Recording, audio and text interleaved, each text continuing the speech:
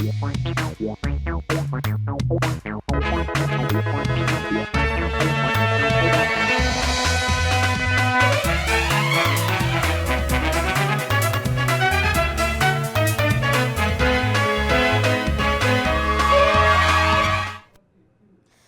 मेरा नाम है जयंती झा और आप देख रहे हैं राष्ट्रीय समाचार। पहले एक नजर हेडलाइंस पर।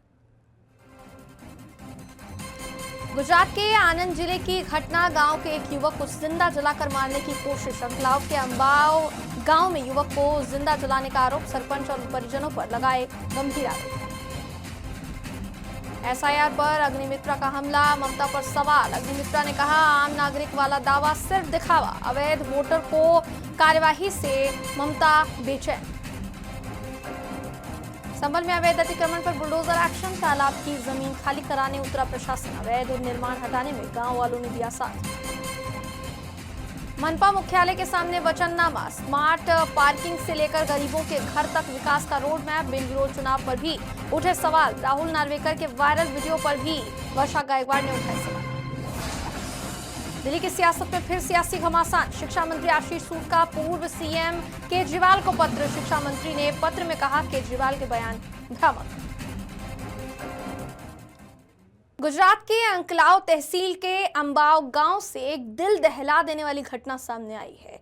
गांव के एक युवक को जिंदा जलाकर मारने की कोशिश किए जाने का सनसनीखेज मामला सामने आया है।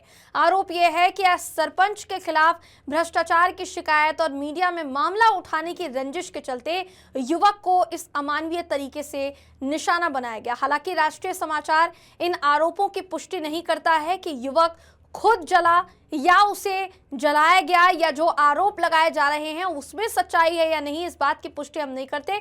मगर अगर जानकारी की माने तो जानकारी के मुताबिक गांव के चौराहे पर भरत पढ़ियार नामक युवक के साथ पहले मारपीट की गई, उसके बाद उस पर केरोसिन डालकर उसे आग लगाने का आरोप लगाया गया है। घटना के दौरान युवक को बचाने पहुंचे उसके बेटे को भी गंभीर रूप से जलने की जो चोटें हैं वो आई है।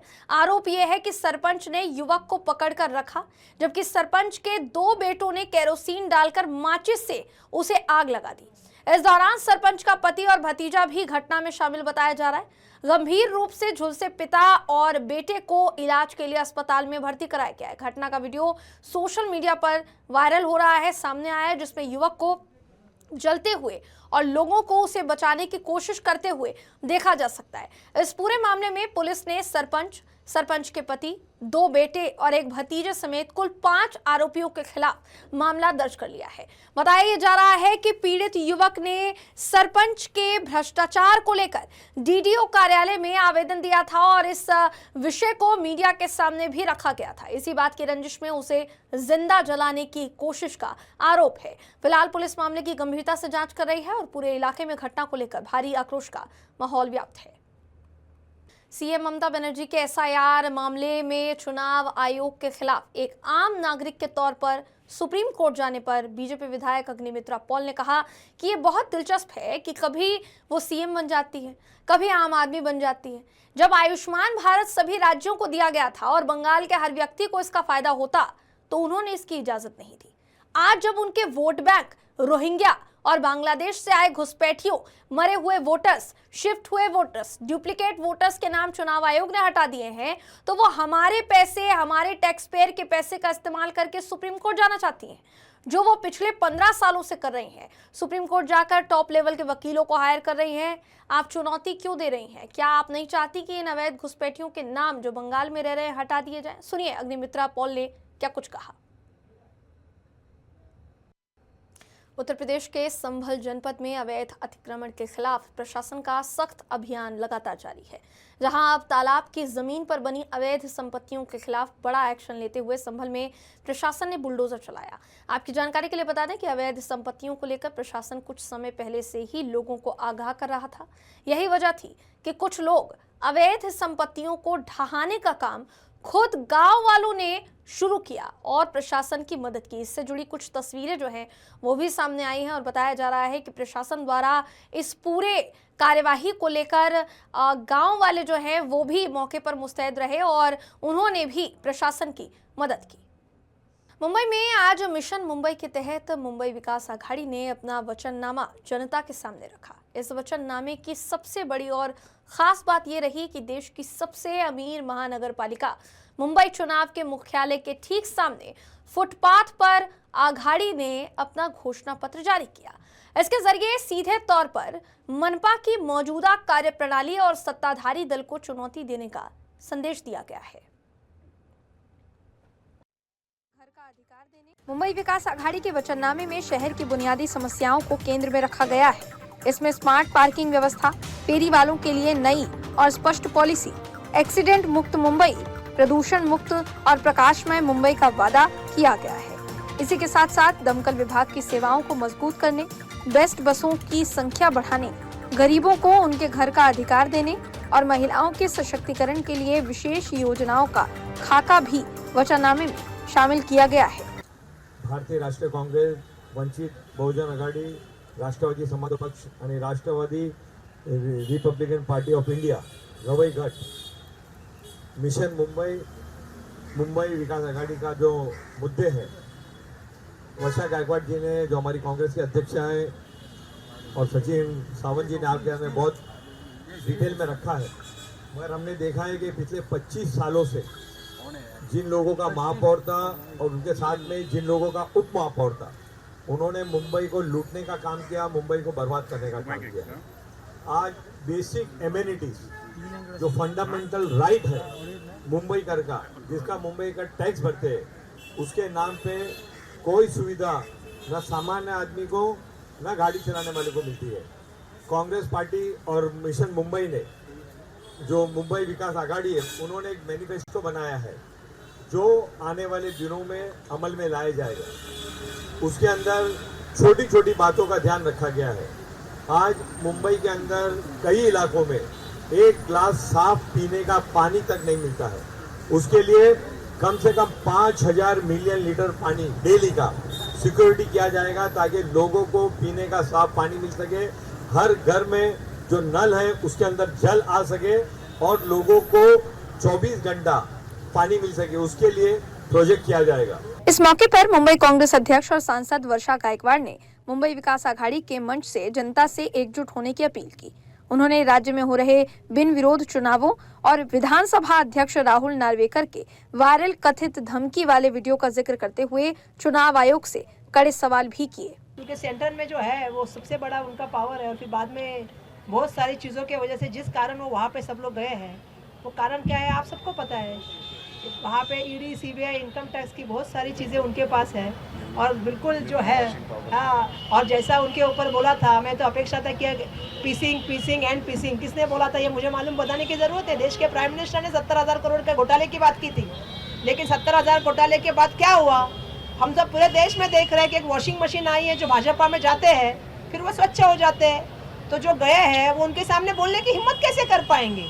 आज भाजपा की जो राजनीति, जो मैंने थोड़ी देर पहले भी कहा कि जो मस्ती आई है कि आप 3-3 घंटा आरओ के सामने बैठे अपने पदाधिकारियों के साथ, अपने स्टाफ के साथ, और आप सभी को लेके बैठे और बाकी कैंडिडेट बाहर खड़े।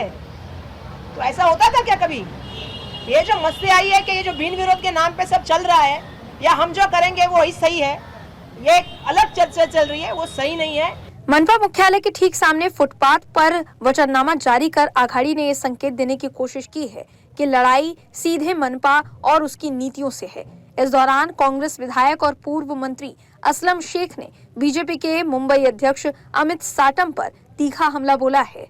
मुंबई में सीवर लाइन का प्रोजेक्ट आज 50 साल से जो सीवर लाइन मुंबई में डाली गई है, उसके बाजू में जो है पानी का पाइपलाइन गया हुआ है। आज सीवर का कनेक्शन और पानी का कनेक्शन जो पीने का है, कंटेमिनेशन हो रहा है, उसके बारे में जो है हमारा ये सारा मुद्दा है।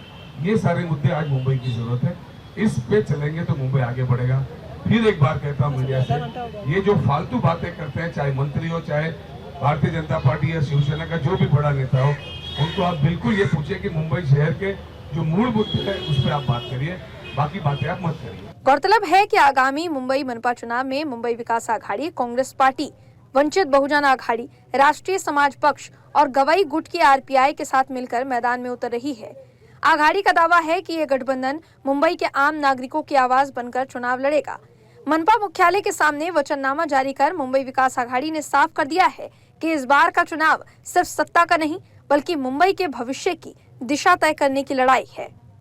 राष्ट्रीय समाचार की टीम इस वक्त मौजूद है मुंबई के महानगर पालिका के हेडक्वार्टर के ठीक सामने, और आपको बता दें कि इसी हेडक्वार्टर के ठीक सामने मुंबई विकास आघाड़ी ने अपना मैनिफेस्टो जाहिर किया। मुंबई विकास आघाड़ी की बात करें तो इसमें कांग्रेस पार्टी है, वंचित बहुजन आघाड़ी है, राष्ट्रीय समाज पक्ष है। मैनिफेस्टो में खास करके मराठी स्कूलों को फिर से शुरू करने की बात, साथ ही मुंबई की सड़कों में तकरीबन 6000 के करीब बेस्ट बसों को लॉन्च करने की बात के साथ साथ मुंबई के कई बुनियादी मुद्दों को इस मैनिफेस्टो में रखा गया है। हालांकि तमाम जो नेता आए थे, खास करके कि मुंबई कांग्रेस की अध्यक्ष वर्षा गायकवाड़, पूर्व मंत्री असलम शेख, साथ ही विधायक अमीन पटेल, इन तमाम नेताओं ने मैनिफेस्टो जाहिर करने के दौरान मुंबई की जनता से अपील की है कि मुंबई विकास आघाड़ी को लोग बुनियादी मुद्दों के आधार पर चुनेंगे और आने वाले समय में उनकी सत्ता ही मुंबई महानगर पालिका पे बनेगी। बहरहाल मुंबई महानगर पालिका पे कौन सी पार्टी और कौन सी आघाड़ी राज करेगी ये तो 16 जनवरी के बाद ही तय होगा, लेकिन जिस तरह से मुंबई महानगर पालिका पर राज करने का तमाम सत्ताधारी जितने भी दल हैं या फिर जितने विपक्ष दल हैं वो सपना सोचे हुए हैं। आपको बता दें कि देश की आर्थिक राजधानी मुंबई महानगर पालिका जो है उसका जो सालाना बजट है वो तकरीबन 72,000 करोड़ के करीब है, और यही वजह है कि इस महानगर पालिका पर सत्ता पाने का सभी सपना सोचे हुए हैं, क्योंकि यहाँ पर जो भी राज करता है वो मुंबई पर राज करता है और उसका सीधा जो संबंध होता है वो केंद्र से भी बनता है। यानी कि केंद्र सरकार के साथ साथ जो तालमेल बनता है वो तालमेल मुंबई महानगर पालिका के साथ यहाँ पर सटीक रूप से, अगर उनकी खुद की पार्टी जैसे बीजेपी केंद्र में है, अगर यहाँ पर बीजेपी की सत्ता बनती है तो तालमेल बिल्कुल सटीक बैठेगा। लेकिन 72,000 करोड़ की इसी महानगर पालिका में अगर विपक्ष दल में से जैसे शिवसेना दल या मनसे की सरकार बनती है या फिर मुंबई विकास आघाड़ी की सरकार बनती है तो थोड़ा सा समीकरण यहाँ पे आने वाले समय के जो 16 जनवरी के बाद होगा वो थोड़ा सा अलग दिखाई दे सकता है। कैमरामैन संतोष डिसले के साथ सर्वेश तिवारी, राष्ट्रीय समाचार, मुंबई। दिल्ली की सियासत में एक बार फिर सियासी घमासान तेज हो गया है। दिल्ली के शिक्षा मंत्री आशीष सूद ने पूर्व मुख्यमंत्री अरविंद केजरीवाल को एक कड़ा पत्र लिखकर उनके बयानों पर सीधा हमला बोला है। शिक्षा मंत्री ने पत्र में साफ तौर पर कहा कि सरकारी स्कूलों के शिक्षकों से जुड़े अरविंद केजरीवाल के बयान गलत, भ्रामक और तथ्यहीन है। आशीष सूद ने विशेष तौर पर उस आरोप को सरासर झूठा बताया है जिसमें कहा गया था कि शिक्षकों से आवारा श्वानों की गिनती कराई जा रही है। सुनिए आशीष सूद का पूरा बयान। एक पार्टी के राष्ट्रीय अध्यक्ष, एक पार्टी के राष्ट्रीय कन्वीनर, दिल्ली के पूर्व मुख्यमंत्री को मैंने आप सबकी उपस्थिति में अपनी पत्रकार वार्ता में सर्कुलर पढ़कर बताया था।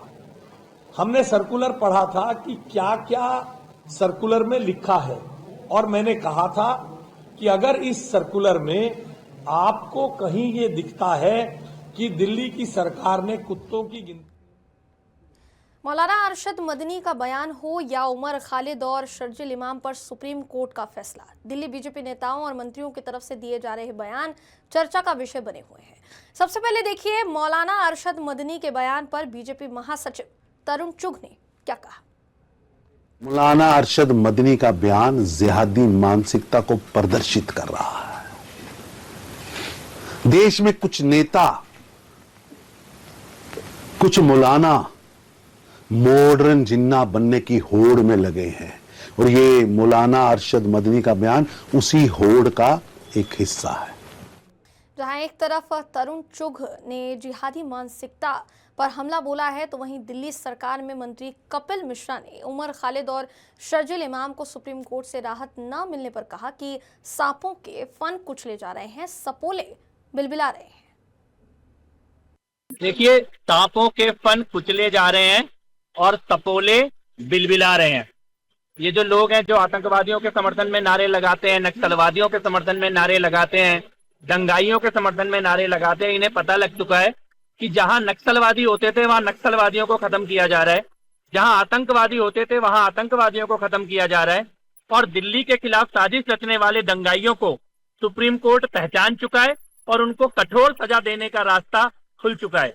इसीलिए ये लोग बिलबिला रहे हैं, इनकी ये हताशा है और ऐसे देश विरोधी, धर्म विरोधी नारे लगाने वालों के खिलाफ कठोर कानून। जल जीवन हरियाली दिवस के अवसर पर राजधानी पटना स्थित बापू टावर के सभागार में ग्रामीण विकास विभाग की तरफ से कार्यक्रम का आयोजन किया गया। इस मौके पर ग्रामीण विकास मंत्री श्रवण कुमार ने कहा कि बिहार की उपलब्धियों की आज देश भर में चर्चा हो रही है और पिछले 15 सालों से ग्रामीण विकास विभाग निरंतर बेहतर काम कर रहा है। उन्होंने बताया कि जल जीवन हरियाली अभियान और ग्रामीण विकास के उत्कृष्ट कार्यों के लिए विभाग को कई राष्ट्रीय पुरस्कार भी मिल चुके हैं। मंत्री ने लोगों से अपील की कि वो अपने बच्चों के जन्मदिन, माता पिता के जन्म, पुण्यतिथि जैसे अवसरों पर कम से कम एक पौधा जरूर लगाएं ताकि जलवायु परिवर्तन और पर्यावरण संकट से बचा जा सके। आज जल डैश जीवन डैश हरियाली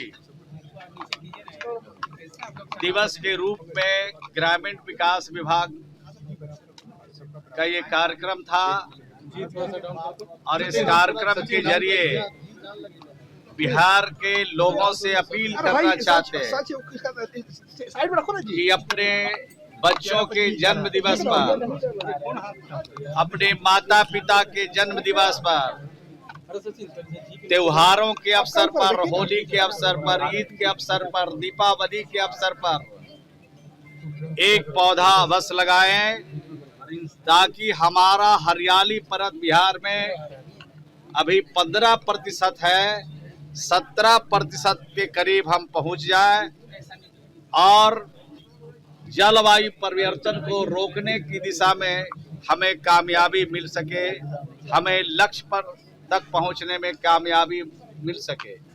आज पूरा देश और दुनिया जलवायु परिवर्तन से परेशान है।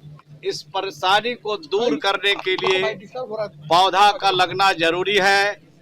बीआरपी पद पर 1 साल काम किए, फिर उससे हम अपना पूरे पंचायत लेवल में अपना काम किए 300 किसान के साथ, जो हमें पता नहीं था कि कैसे सीधी विधि से धान होता है। हम लोग तो साधारण विधि से ही उगाते थे, अपना जानते थे, शुरू से ही पूर्वज से देखते आ रहे थे। उसके बाद हम 1 साल बीआरपी पर काम किए।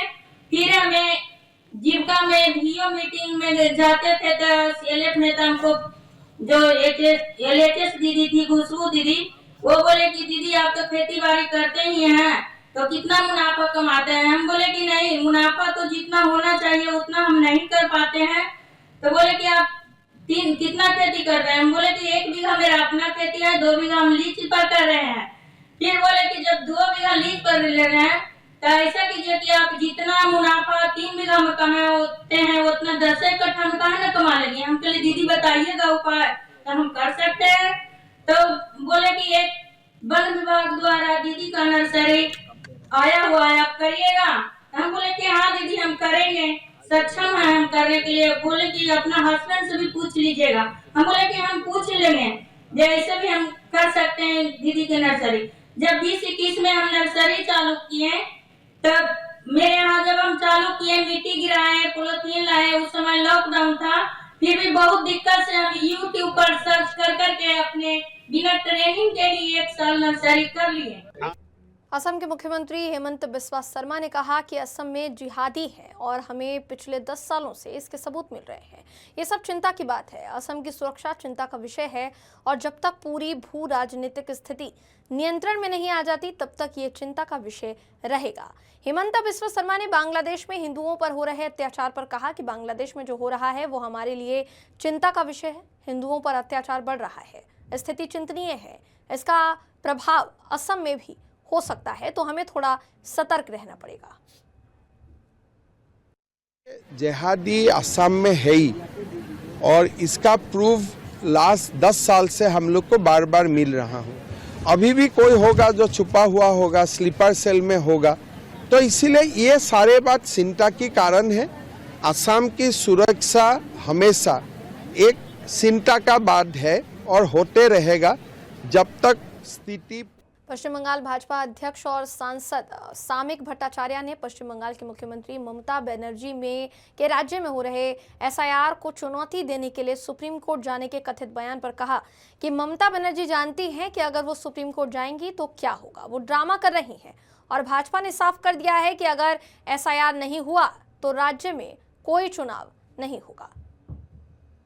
ममता बनर्जी पूरा पश्चिम बंगाल का रखवाली है, तो ममता बनर्जी की इच्छा होगा तो चले जाएंगे सुप्रीम कोर्ट में। नतीजा क्या होगा वो सबसे अच्छा मालूम ममता बनर्जी को ही है। तो ये जो ड्रामा है ना, ये बहुत दुर्बल हो गया, वो चलेगा नहीं, एसआईआर होके रहेगा। और बीजेपी भी स्पष्ट कर दिया, एसआईआर को कंप्लीट नहीं करके पश्चिम बंगाल की चुनाव नहीं होगा। शहर की भागदौड़ में जब सांस घुटने लगती है तब इंसान प्रकृति की ओर रुख करता है। जिस शहर या कस्बे में हम रहते हैं उसके आसपास कई प्राकृतिक स्थल होते हैं, लेकिन हम अक्सर उनसे अनजान रहते हैं। सूरत जिले के मांडवी में स्थित मांडवी डैम ऐसा ही एक प्राकृतिक स्थल है जहां सूरत के लोग वीकेंड मनाने जा रहे हैं। से लगभग 100 किलोमीटर की दूरी पर स्थित आमली डैम प्रकृति प्रेमियों के लिए एक नया वीकेंड डेस्टिनेशन बनता जा रहा है। चारों ओर फैली हरियाली और पहाड़ों की श्रृंखलाओं के बीच स्थित यह डैम पर्यटकों को मंत्रमुग्ध कर देता है। वीकेंड मनाने के लिए अब दक्षिण गुजरात के लोग दूसरे हिल स्टेशन की बजाय शांत और रमणीय स्थल को अधिक पसंद कर रहे हैं। इस पर श्रीमती दीपिका बेन और श्री नरेंद्र मिश्रा का क्या कहना है, सुनिए। અહીંનું વાતાવરણ ખૂબ જ સારું છે, ગ્રીન ડેસ્ટિનેશન જેવું સુંદર એવું છે। અહીંયા પાણીનો સુંદર નજારો અહીં જોવા મળે છે, તેમજ અહીં નાનું ગાર્ડન છે અને ઘણા લોકો અહીં ફરવાને માટે આવે છે। मैं सूरत से आया हूँ और यहाँ आने के बाद ऐसा लगा कि हम कुदरत के साथ जुड़ सकते हैं और ऐसी जगह कम है सूरत के आसपास में खास करके। तो मैं इस चीज़ को देखा और अनुभव किया कि यहाँ आप परिवार के साथ आए और अपनी छुट्टी एंजॉय कर सकते हैं और बहुत ही अच्छी जगह ही है। पर्यटकों की सुविधा के लिए वन विभाग ने यहाँ आधुनिक कॉटेज, सुंदर बगीचे और कैंटीन जैसी बुनियादी सुविधाएं विकसित की है। स्थानीय इको टूरिज्म समिति के संचालन के कारण आगंतुकों को वन्य संपदा के बीच भी बेहतरीन सुविधाएं मिल रही है। यह पर्यटन स्थल मनोरंजन के साथ साथ स्थानीय लोगों के लिए रोजगार के नए अवसर भी लेकर आ रहा है। તેમજ આ કેમ્પ સાઇટમાં પાકા બે ટેન્ટ બનાવેલા છે, પાકા બે ઓટલા બનાવેલા છે। જે પાકા બે ઓટલામાં બહારથી જે પ્રવાસીઓ આવે તે પોતાનો પ્રાઇવેટ ટેન્ટ લઈને અહીંયા રાત ગુજારી શકે છે। તેમજ ફેમિલી માટે આપણે અહીંયા બે પાકા ટેન્ટ બનાવેલા છે, ફેમિલી પાકા ટેન્ટમાં રહી શકે તેમ છે। कम समय में ही आवली डैम काफी लोकप्रिय हो गया है। यहाँ हर महीने तकरीबन 10 से 12,000 पर्यटक आते हैं। वे यहाँ प्राकृतिक सानिध्य अनुभव करते हैं और आत्मीयता महसूस करते हैं। इस तरह यह स्थल पर्यटकों को नई ऊर्जा देने वाला एक प्रमुख पर्यटन केंद्र बन गया। खबरों का सिलसिला यूं ही जारी रहेगा। देश और दुनिया की तमाम खबरों के लिए देखते रहिए राष्ट्रीय समाचार।